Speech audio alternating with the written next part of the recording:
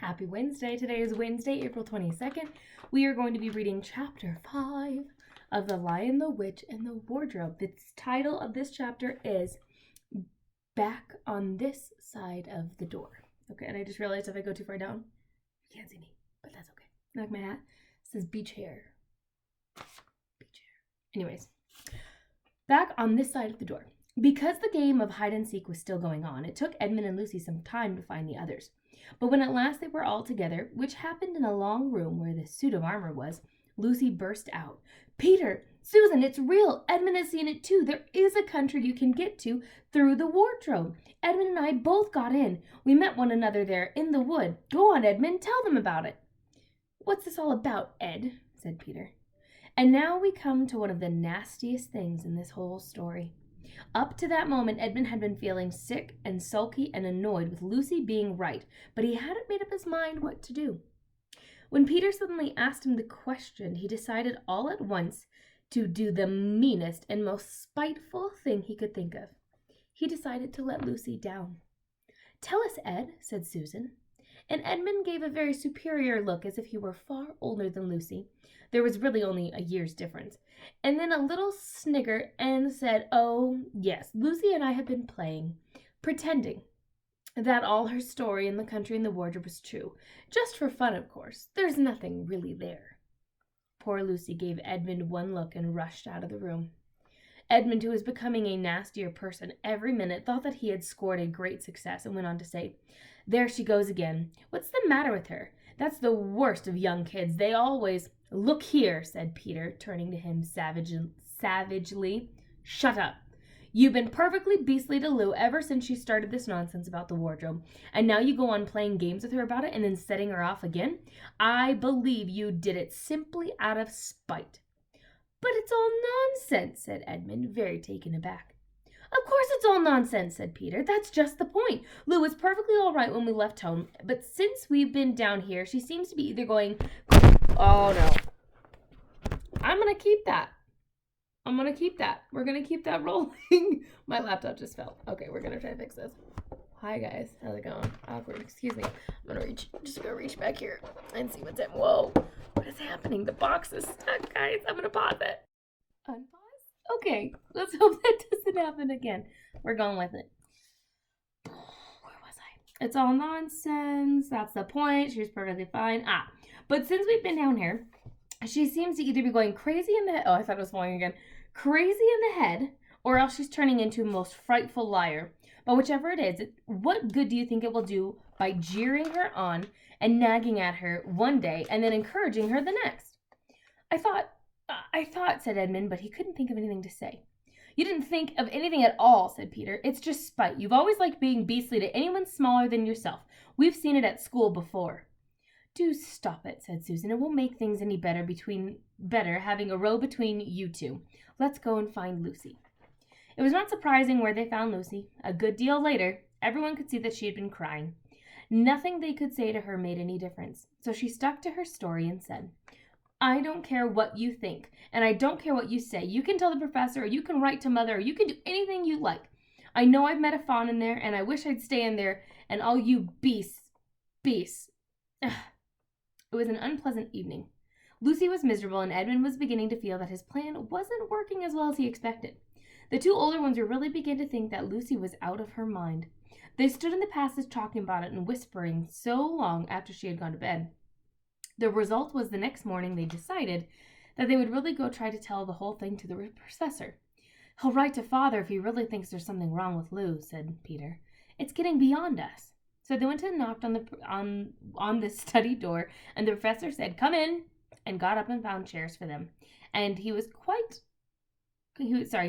at their disposal. Then he sat listening to them with the tips of his fingers pressed together, never interrupting, till they had finished the whole story. After that, he said nothing for a long time, then he cleared his throat and said the last thing either of them expected. How do you know, he asked, that your sister's story is not true? Oh, but, Susan began and then stopped. Anyone could see from the old man's face that he was perfectly serious. Then Susan pulled herself together and said, but Edmund said that they had only been pretending.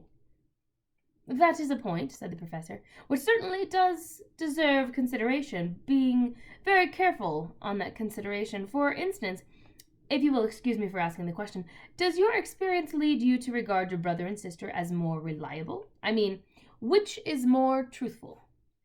That's the funny thing about it, said Peter. Up till now I'd said Lucy. I would say Lucy every time. And what do you think, my dear? Said the professor to Susan.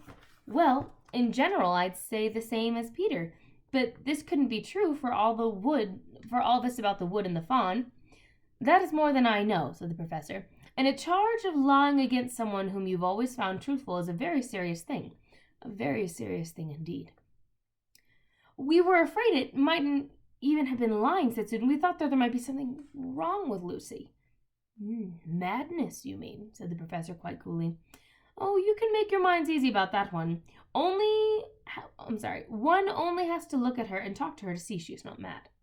But then, said Susan, and she stopped. She had never dreamed that a grown-up would talk like the professor did, and didn't know what to think. Logic, said the professor, half to himself. Why don't they teach logic in these schools? There are only 3 possibilities. Either your sister tells lies, or she is mad, or she is telling the truth. You know she doesn't tell lies, and it's obvious that she's not mad for the moment, and unless any further evidence shows up, we must assume she's telling the truth. Susan looked at him very hard and was quite sure from the expression on his face that he was not making fun of them. But how can it be true, sir? Said Peter. Why do you say that? Asked the professor. Well, for one thing, said Peter, if it was real, why doesn't everyone in this country, every time they go into a wardrobe, there was nothing there when we looked, and even Lucy didn't pretend there was. What does that have to do with it? Said the professor. Well, sir, if things are real, they are real all the time. Are they? Said the professor. And Peter did not know what to say. But there was no time, said Susan. Lucy had no time to have gone anywhere, even if there was such a place. She came running after us the moment we were out of the room. It was less than a minute, and she pretended she's been away for hours. That's the very thing that makes her story so likely to be true, said the professor. If there really is a door in this house that leads to some other world, and I should warn you that this is a very strange house and I know very little about it, if I say she had gone into another world, I should not be at all surprised to find that other world had a separate time of its own, so that however long you stayed there, it would never take up any of our time. On the other hand, I don't think many girls of her age would invent that idea for themselves. If she had been pretending, she would have hidden for a reasonable time before coming out and telling her story. But do you really mean, sir, said Peter, that there could be other worlds all over this place, like around the corner, just like that? Nothing is more probable, said the professor, taking off his spectacles and beginning to polish them, while he muttered to himself, I wonder what they do teach at these schools. But what are we to do? Said Susan. She felt that the conversation was beginning to get off point. My dear young lady, said the professor, suddenly looking up with a sharp expression at both of them, there is one plan which no one has yet suggested, which is worth trying. What's that? Said Susan. We might all try minding our own business, said he. And that was the end of the conversation. After this, things went a great deal better for Lucy. Peter saw to it that Edmund stopped jeering at her, and neither she nor anyone else felt inclined to talk about the wardrobe at all. It had become rather an alarming subject. And so for a time it looked as if all adventures were coming to an end. But that's not what exactly happened. This house of the professor's, which he knew so little about, was so old and famous that people from all over England used to come and ask permission to see it. It was sort of the house that is mentioned in guidebooks and even histories, and it might well be fun for all manner of stories that were told about it, some of them even stranger than the one I'm telling you now.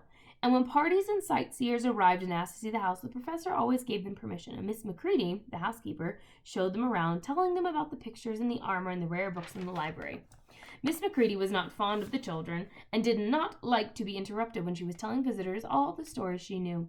She had said to Susan and Peter almost on the first morning, along with every good morning and many other instructions, and please remember you are to keep out of the way whenever I am taking a party over the house. Just as if any of us would want to waste half the morning trailing around with a crowd of strange grown-ups, said Edmund, and the other 3 agreed. That was how the adventures began for the second time. And if you notice, there's another picture. You see people walking up to the house in the distance. A few mornings later, Peter and Edmund were looking at the suit of armor and wondering if they could take it to bits when the two girls who rushed into the room said, "Look out! Here comes the Macready and the whole gang with her." "Sharp's the word," said Peter, and all four of them made through the door at the far end of the room. But when they had got into the green room and beyond it, into the library, they suddenly heard voices ahead of them and realized Miss Macready must be bringing her party of sightseers up the back stairs instead of the front stairs like they had expected. And after that, whether it was that they lost their minds or that Miss Macready was trying to catch them or that some magic in the house had come to life and was chasing them into Narnia, they seemed to find themselves being followed everywhere until at last Susan said, "Oh, bother those trippers. Here, let's go into the wardrobe room until they've passed. No one will follow us there." But the moment they were inside, they heard voices in the passage and someone fumbling at the door, and they saw the handle turning. "Quick," said Peter, "there's nowhere else." And they flung open the wardrobe door. All four of them bundled inside and sat there panting in the dark. Peter held the door closed but did not shut it, for of course he remembered, as every sensible person does, that you should never shut yourself into a wardrobe. And that is the end of chapter 5. Chapter 6 is called Into the Forest. What do you think's gonna happen? All right, tune in tomorrow for chapter 6. Sorry for my computer falling again, but hey, we gotta add some entertainment, right? Love and support you.